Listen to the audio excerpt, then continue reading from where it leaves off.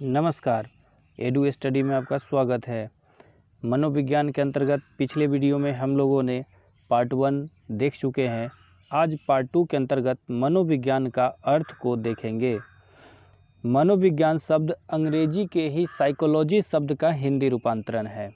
यह साइकोलॉजी शब्द 2 ग्रीक शब्दों से मिलकर के बना है। पहला है साइकी, दूसरा है लोगोस, तब जाके बना साइकोलॉजी। साइकी का अर्थ होता है आत्मा, लोगोस का अर्थ होता है अध्ययन या विवेचना। इस प्रकार मनोविज्ञान को आत्मा के संदर्भ में अध्ययन करने वाला एक विषय माना गया।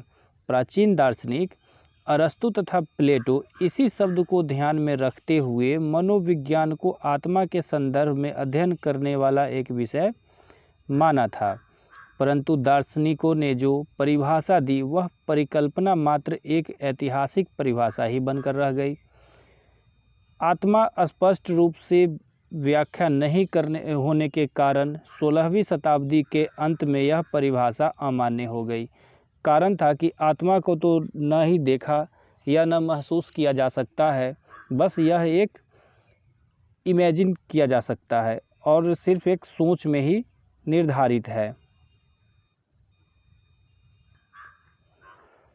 आगे चलकर 17वीं एवं 18वीं शताब्दी के दार्शनिकों ने साइको शब्द का अर्थ मन बताया।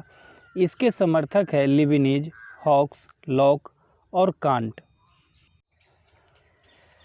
मनोविज्ञान की परिभाषा 1870 ईस्वी तक सर्वमान्य रही। उस समय मनोविज्ञान को दर्शन शास्त्र की एक शाखा के रूप में माना जाता रहा।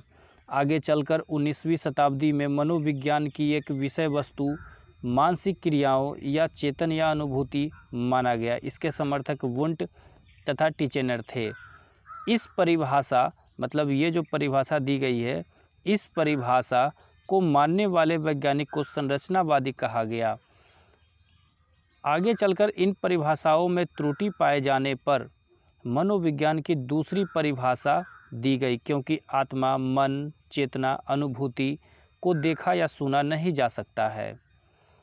अब मनोविज्ञान की अलग परिभाषा व्यवहारवादियों द्वारा दी गई। व्यवहारवादियों में जेवी वाटसन का नाम प्रमुख है।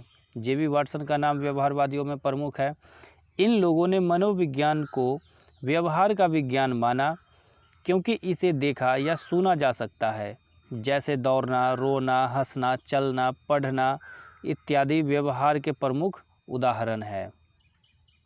आधुनिक मनोवैज्ञानिकों के अनुसार मनोविज्ञान व्यवहार तथा मानसिक क्रिया का वैज्ञानिक अध्ययन है।